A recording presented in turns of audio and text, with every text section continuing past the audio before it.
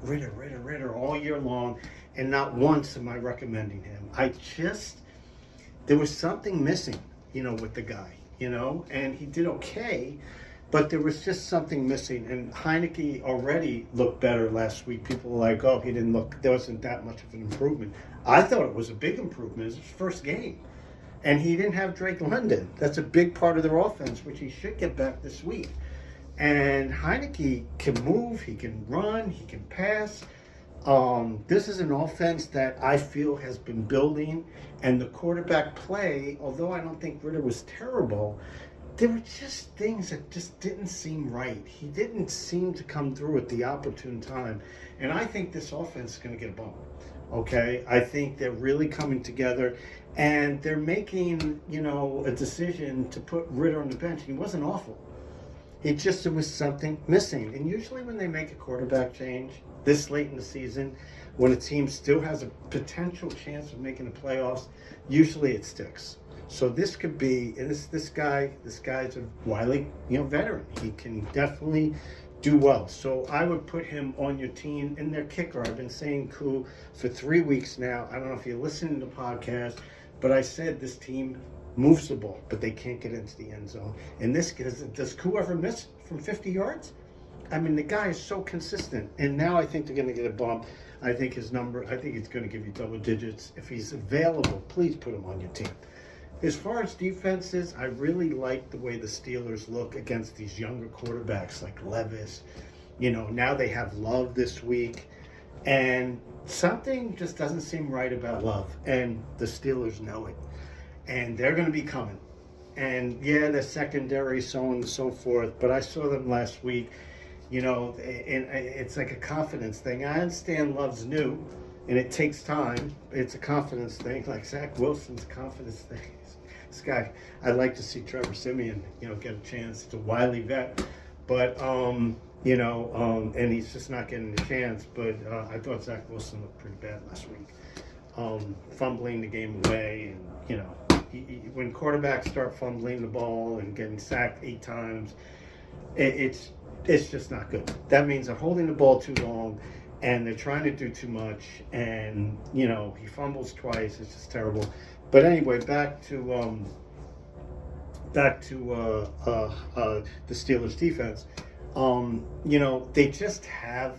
It's almost like the Patriots. They just know when they have a rookie quarterback, and they always have that winning formula against a newer quarterback that just works. They know how to put pressure on, and no one does it better probably than Belichick. But Tomlin's right there as well, and they're gonna bring the house against this guy because this guy has shown. And I like Love. I think he'll eventually be pretty good. But it takes time with these guys. You tell the quarterbacks and take a few years. He's going to make mistakes. And, you can just see the confidence isn't quite there yet. A lot of times it's not. I remember, guys like Peyton and Eli, those first couple of years, throwing a lot of picks and stuff like that. It's part of the growing process. Nothing to be ashamed of. But the Steelers are going to jump on that. And they do it so well against these young quarterbacks. I think it's a great defensive pick this week. As far as Keaton Mitchell, I've been getting a lot of comments about Keaton Mitchell. What do you think? Gus Edwards in there. Do you think he's going to get play? I mean, what do you think? Okay, you have to. The one thing I do on this show that a lot of shows don't is I always talk about the future. I always project things before they happen. I projected Sam Howell before it happened. I said this guy could win you your championship. Okay, this guy is going to be good. This is weeks ago when he was putting up like 15. Okay, I said he's got running backs to throw to. He's got receivers to throw to. This is evolving. The defense, the offense is evolving. Bieniemy, Kansas City. It's going to take a while. Okay, and this guy has confidence. He's just a great ball distributor. Gets it with his legs. And now he's putting up 25, 30. Didn't I say that? I also mentioned Gardner Minshew. He's had a couple of tough matchups, and the other week they had to pick 6 twice, so he didn't need to throw the ball. And Josh Downs was also injured. But he put up a 27, 28, 29. I was talking about that. And you got to talk about these things before it happens, like Tyler Heineke. Okay, this guy has done it before. Okay, and now he's got a good offense. And I thought he looked really good last week for his first game without London. You know, you just put a guy in there. People are like, oh, it was a great improvement. Ritter. You know, it's amazing to me. You know, I sometimes wonder if people actually watch the games. You know, there's a lot of analysts, and I don't mean, look, I call it ace and ace. You know, I call it like I see it. You know, you have Troy Aikman. No offense, Troy. But you're saying the Jets are a bad team with a good defense. Yeah, that to me is improper reporting. Okay, the Jets beat the Eagles. The only team that beat the Eagles. You're not a bad team if you beat the Philadelphia Eagles. They beat the Buffalo Bills. You know, the Buffalo Bills aren't as doing as well as the other years. People are catching up to some of the things they do, but they're still the Buffalo Bills. They're still a pretty damn good team. Okay, and the Jets beat them with Zach Wilson. Okay, and you don't beat the Buffalo Bills if you're a bad team with a good defense. Okay, you know, they beat the Kansas City Chiefs. In my opinion, the holding call and the pass interference, the pick that they call back, the referee stole that game away from the Jets, which means the Jets won that game too. So you beat the Chiefs, Super Bowl champs. You beat the Eagles, the Super Bowl runner-up, and you beat the Bills, who are knocking the door a Super Bowl every week. And then Troy Aikman gets on and you know, yeah, I'm a Jet fan. People say that. It's irresponsible reporting. You say they're a bad team with a good defense. You don't beat those three teams being a bad team, okay? You don't. So just say that they're, you know, they're not very good on offense, or they have their troubles on offense. They're a decent team, but with a very good defense. They're decent, but they're not great. But don't say they're a bad team. They're not a bad team, okay? They have a good running game, and they were, by the way, Zach Wilson, I think, threw for 250 yards, all right? And he played like crap, all right? And nobody really wants to talk about these things, and I think they should give Trevor Siemian, you know, a shot. Guy's a 500 record. He was playing on a terrible Denver team and had a 500 record. I always thought he was pretty good. Give the guy a chance. You know, Zach, it's just not ready. You know what I'm saying? And, you know, when you start fumbling the ball away and getting sacked 10 times or 8, whatever it was, okay, and you're just fumbling the ball away and you're just holding the ball way too long, okay, there's not intent there. Okay, watching Daniel Jones and watching Tyrod Taylor, the difference was Taylor was intentful when he was throwing. Daniel Jones wasn't. He was holding the ball way too long, you know, and these are adjustments. Drop back, throw it away. Drop back, throw it. Throw the short pass. Get the ball and just throw it. Freaking Tom Brady made a career of that. Drop pass. Boom. Three step drop. 1, 2, 3, boom. 1, 2, 3, boom. 1, 2, 3, boom. Just throw it where the guy isn't. If you go back to pass a 3-step drop and the guy's covered, he's covered on the left. Throw it slightly to the right where the receiver could make a play, or it's incomplete. It's that simple. Roll out. Get the pass. Roll out. Move. Get those guys on the defense that are loading up against you moving left and right. They were running. People didn't run the ball. They were running the ball, getting 5 yards, 6 yards. Did you watch the game? The Jets have a good running game.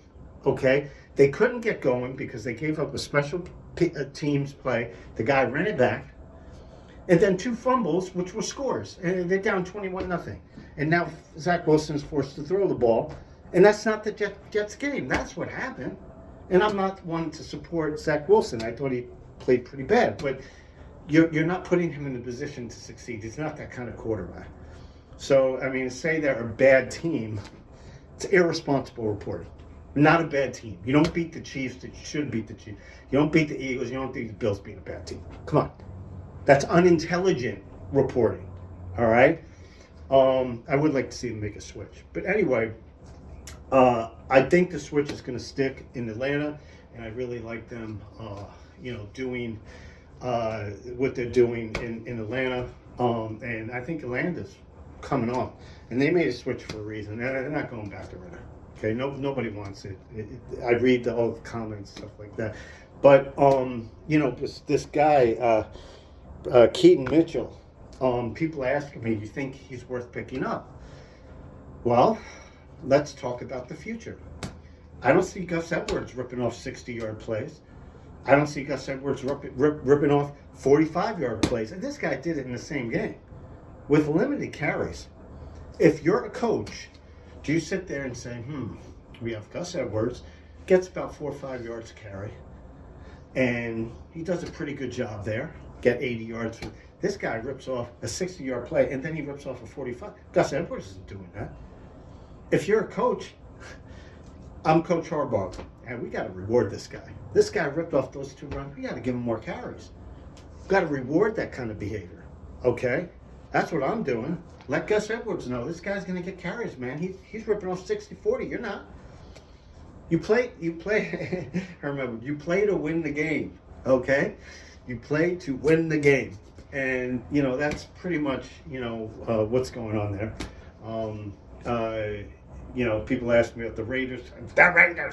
The Raiders quarterback. No, I wouldn't go there. They had an easy game against the Giants.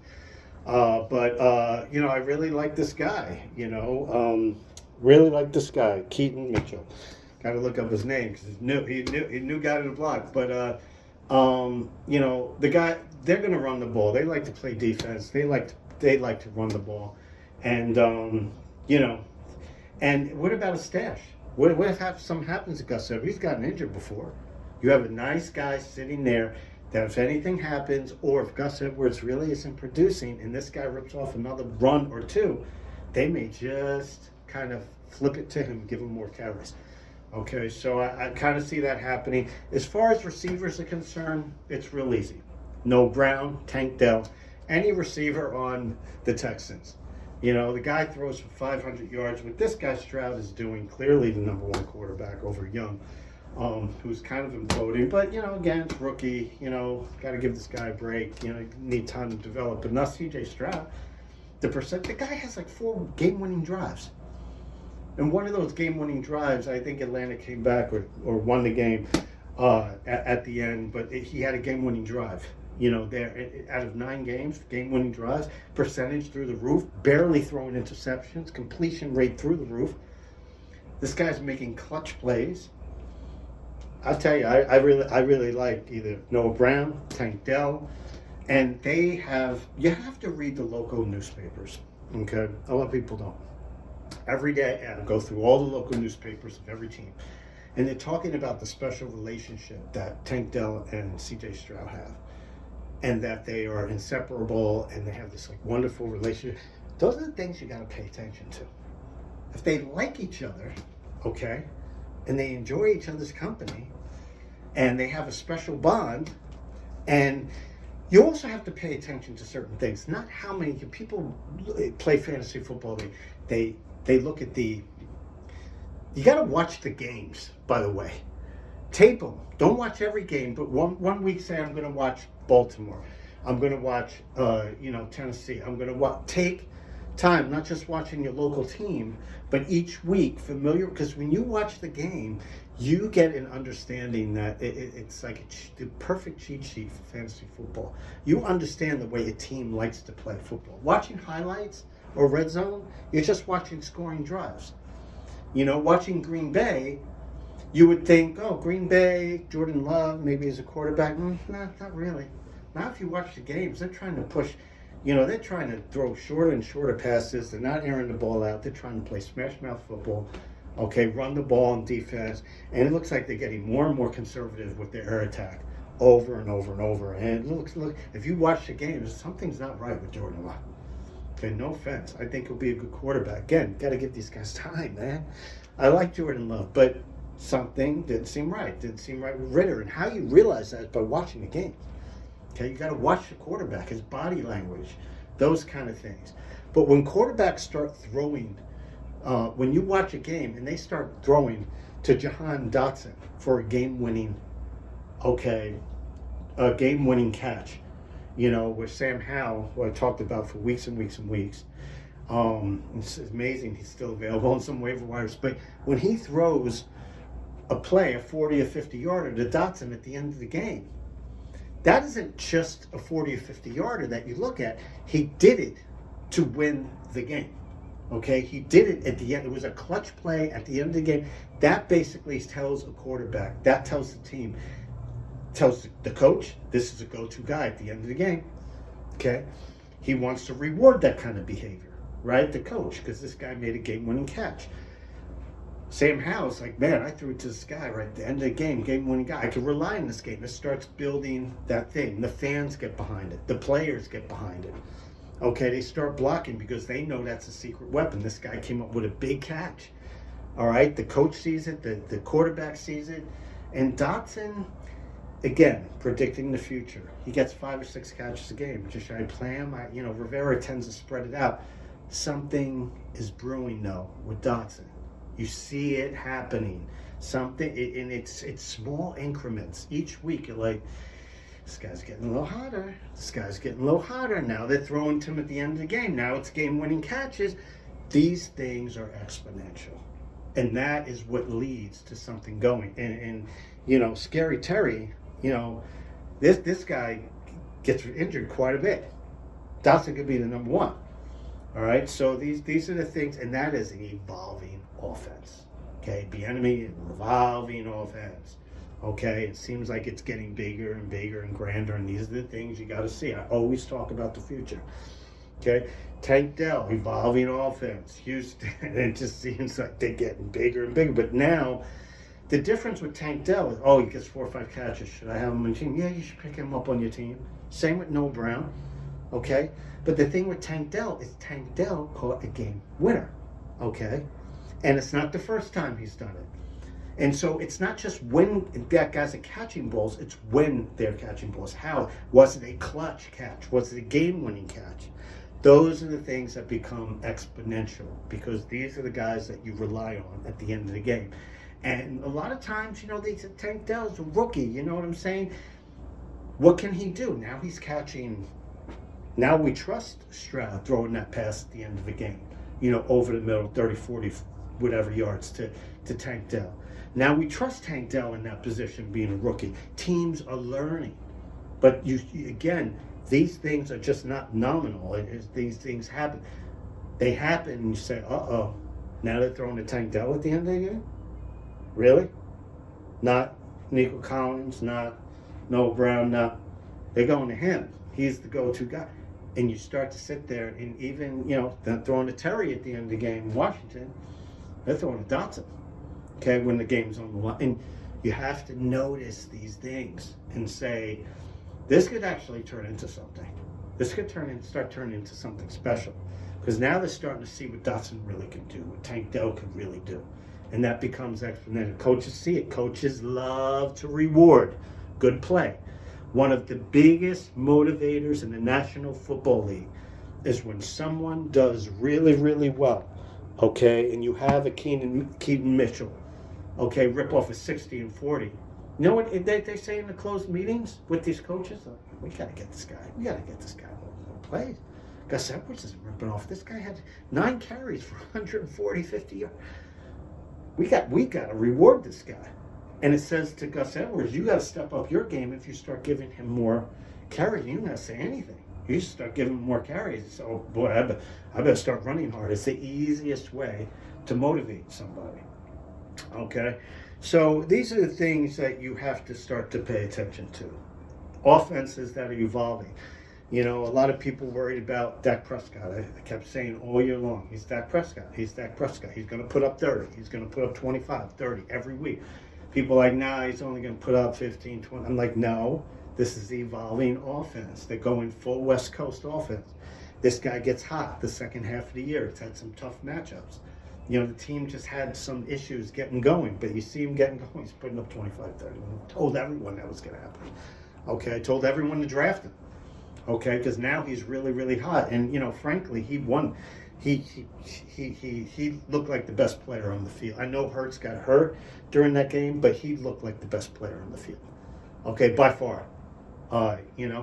And that's something to watch out for. And Gardner Minshew is going to heat up.